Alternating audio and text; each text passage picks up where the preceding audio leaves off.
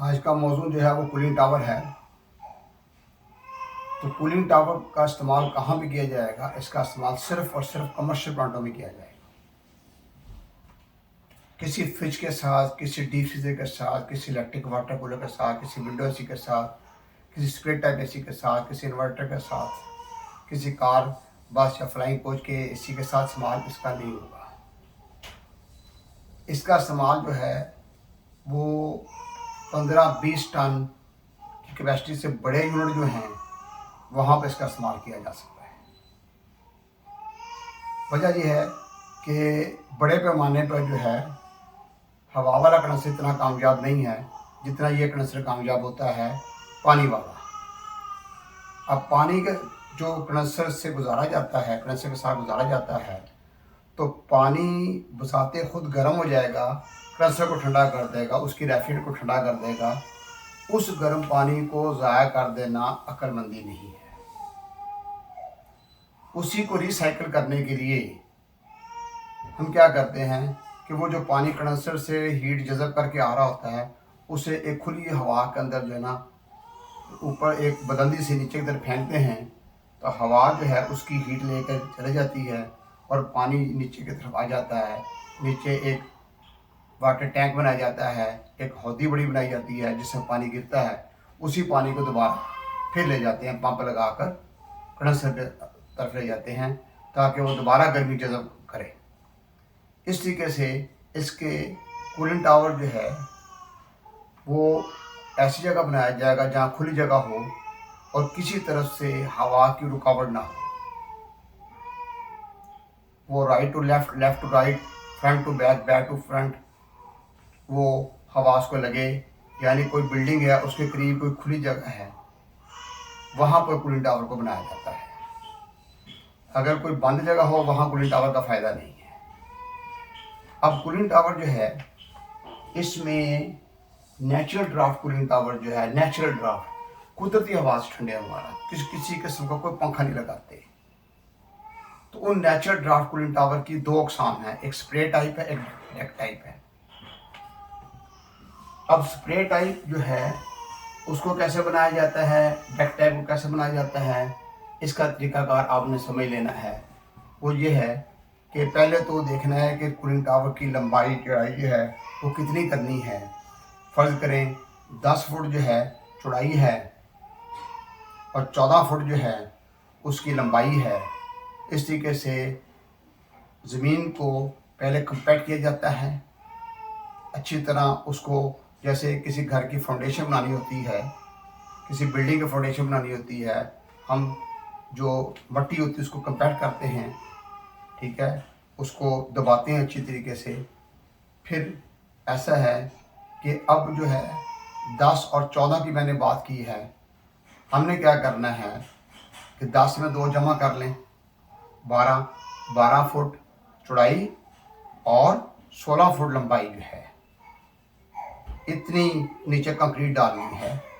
तो पहले कंक्रीट डालने से पहले क्या करना है कि जो ईंटों की टुकड़े होते हैं, रोड़ी है, वो ले लेनी है। उसके बाद रेत लेनी है, थोड़ा सीमेंट लेना है, रोड़ी डालनी है ऐसे ज़मीन के ऊपर। पहले ज़मीन कंपैक्ट कर लेनी है, फिर रोड़ी डालनी है। उसके बाद फिर रेत और सीमेंट जो है उसको मिक्स करना है। रेत ज़्यादा होती है, सीमेंट कम होता है। डालने के बाद फिर उसको दबाया जाता है। फिर चारों तरफ जो है तख्ते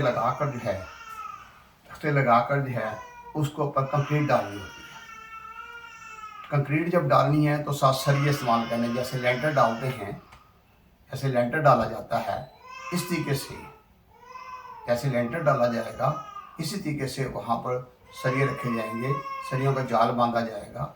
आप इसमें क्रॉस करके 1-1 फुट का फासला रख के फिर वहाँ पर एक ईंट होती है, एक टाइल होती है। टाइल यानी ईंट से तकरीबन आधी होती है। वो टाइलें नीचे रख के उसके ऊपर जाल आएगा सरिये का और चारों तरफ जो है वो तख्ते लगाए जाएंगे ताकि मटीरियल बाहर ना जाए। फिर मटीरियल मिक्स करके वहाँ डाला जाता है।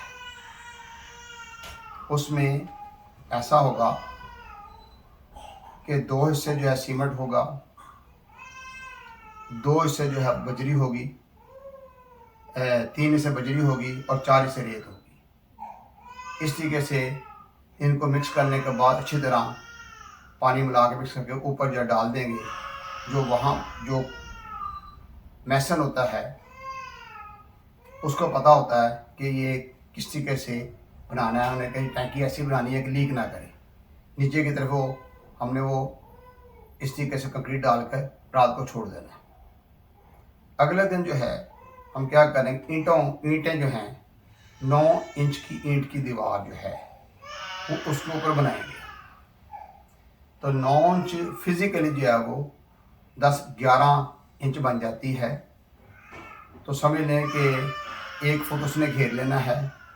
इस तरीके से हमने जो उसकी 8 फुट जो है वो 10 फुट चौड़ाई है और उसके बाद जो है वो 12 और 14 फुट लंबाई है। उसके मुताबिक हमने वो एक हौदी जो है तैयार कर लेनी है। वो जो हौदी जो है तैयार करनी है, तो जो ईंटें हैं कम से कम 2.5-3 फुट ऊंचाई होनी चाहिए। 2.5-3 फुट ऊंचाई से आपने वो ईंटें लगानी हैं। वो ईंटें जब लगानी है तो मसाला जो है वो 1-4 का मसाला जो है वो बनाना है। यानी 1 हिस्सा सीमेंट है, रेत 3 हिस्से रेत, 4 हिस्से रेत है, 1 हिस्सा सीमेंट है। मिक्स करने के बाद जो है उसके ज़रिए लगानी है। उसके बाद 1-3 का मसाला जो है यानी 3 हिस्से रेत है और 1 हिस्सा जो है वो सीमेंट मिक्स करने के बाद अंदर की तरफ प्लास्टर करना है, बाहरी प्लास्टर करना है।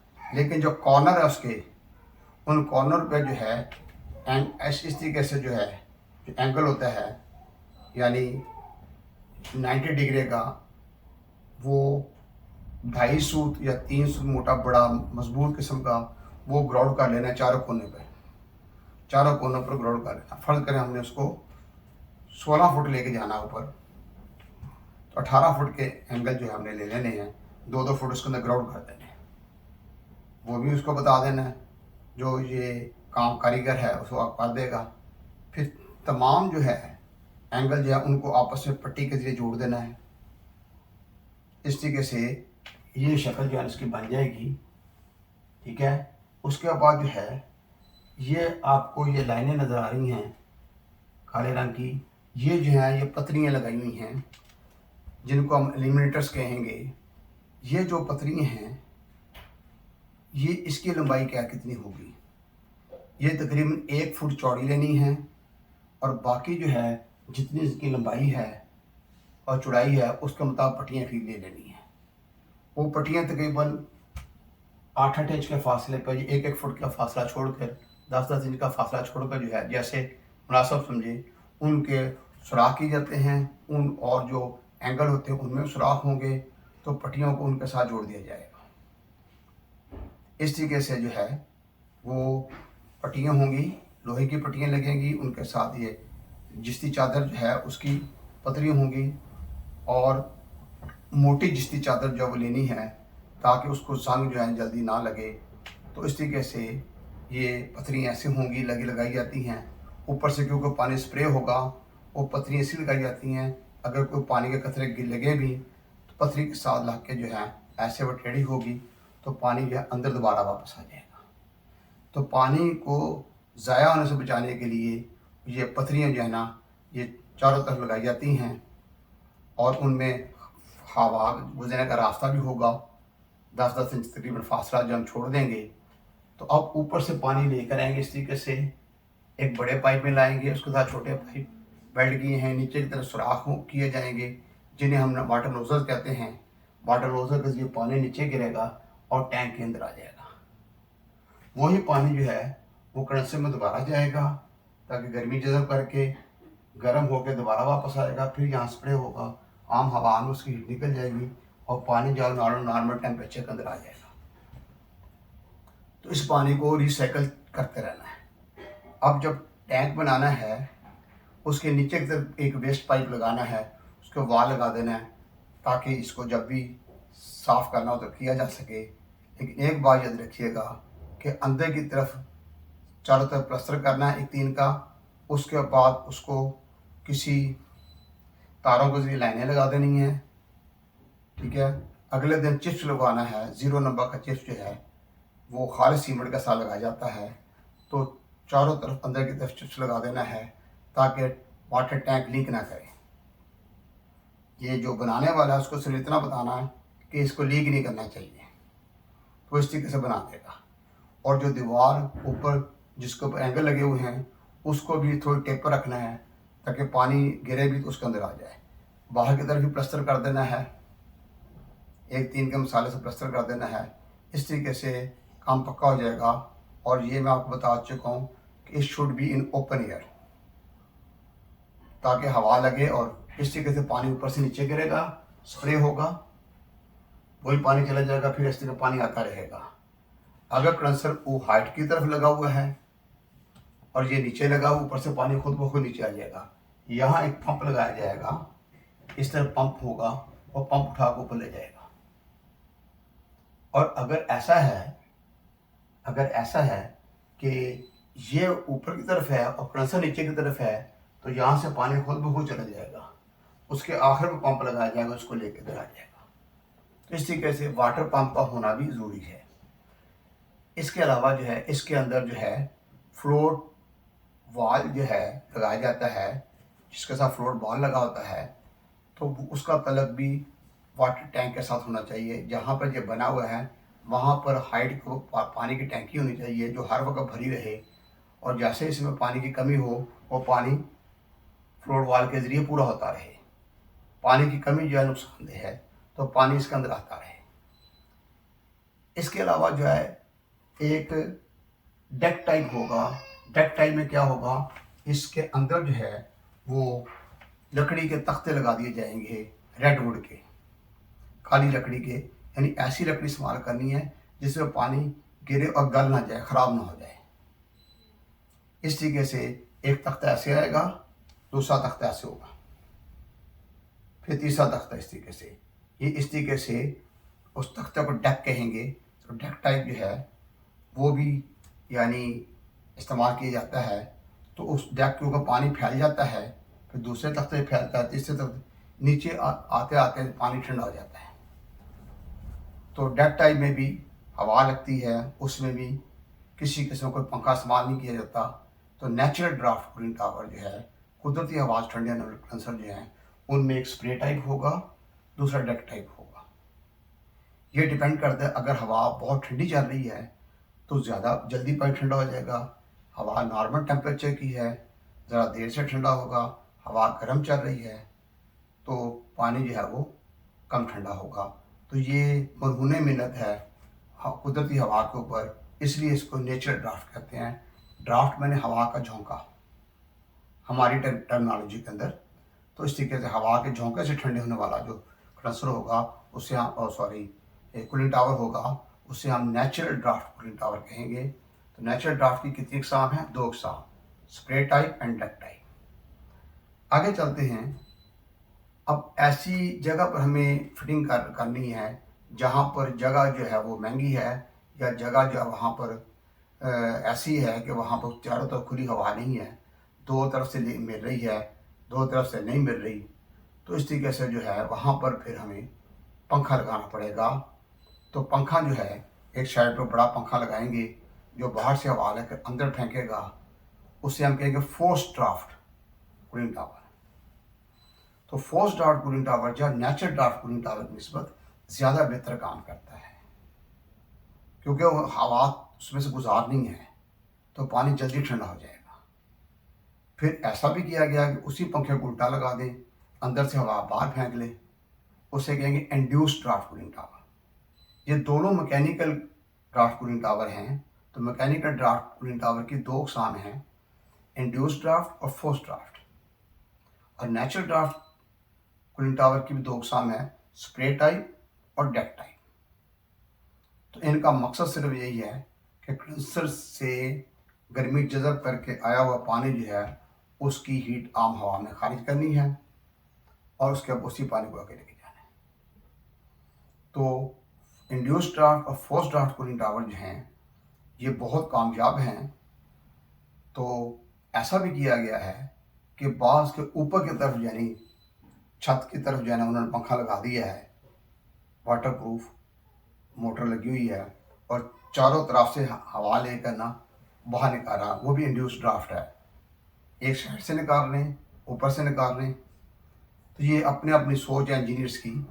तो मेरा ख्याल है कि जो पंखा जो ऊपर की तरफ लगा होगा that will be best of all, वो सबसे बेहतर काम करेगा, क्योंकि चारों तरफ से हवा लेकर उसने बाहर निकाल देनी है। तो मैक्सिमम हवा जो है वो पानी को लगेगी और पानी जो है वो ठंडा होगा। तो यही मकसद है कूलिंग टावर का। और एक बात याद रखिए, कूलिंग टावर के सर के ऊपर ही पूरा प्लांट होता है।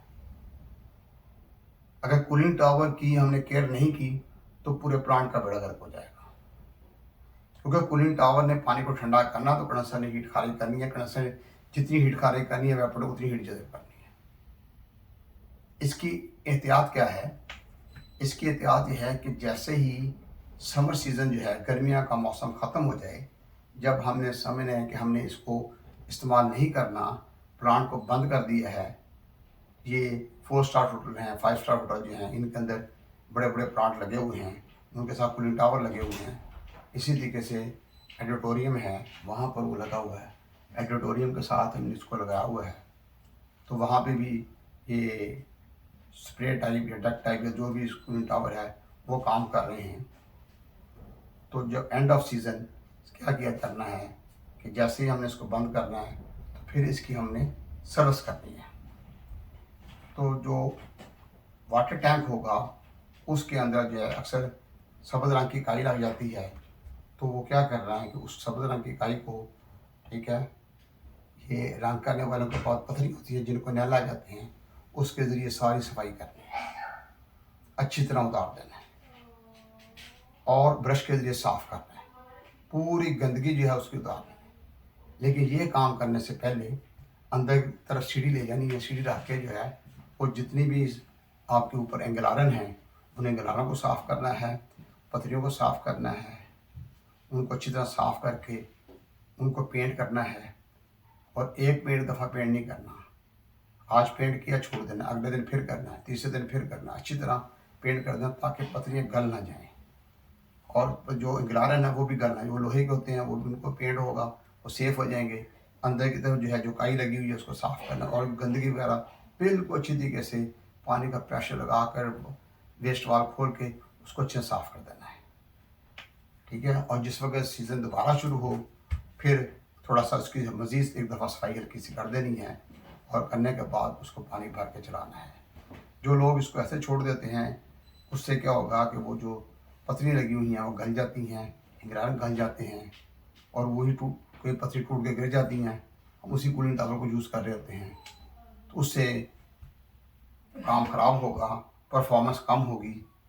तो अगर आपने कूलिंग टावर की हिफाज़त कर लिया, समझने के पूरे प्लांट की हिफाज़त कर लिया, तो मैं तो अपने स्टूडेंट को यही कहता हूँ। और अल्लाह के रहमत से ऐसा हो रहा है, एक दफ़ा मैंने देखा है बाहर दमान के अंदर जाके देखा है, अक्टूबर में एक 4 स्टार होटल में शागिर्द काम, वो कहता सर मैं कूलिंग टावर की हिफाज़त करता हूँ जैसे आपने कहा है, और कुछ भी नहीं करना, सारा दिन फारग रहना। कूलिंग टावर सही काम कर रहा है, करना से होके काम कर रहा, प्लांट ख़राब ही नहीं होता। इसलिए बहुत इजी काम है, कोई मुश्किल काम नहीं है। तो कूलिंग टावर जो है वो बनाने वाले तो दूसरे लोग होते हैं, हमने तो उसकी हिफाज़त करनी है। लेकिन मैंने आपको ये भी बता दिया हाउ टू कंस्ट्रक्ट इट, कैसे बनाना है, कोई मुश्किल काम नहीं है। और जितना एक इंजीनियर रिकमेंड करता है कि कूलिंग टावर जो है इसकी डायमेंशन इतनी होनी चाहिए, आप 6 इंच या 8 इंच या 1 फुट ज़्यादा रख लें, थोड़ा बड़ा बना लें। जैसे एक कार है उसके साथ रेडिएटर है जो रिकमेंडेड है, अगर थोड़ा सा और बड़ा रेडिएटर लगा लेते हैं नुकसान नहीं होगा।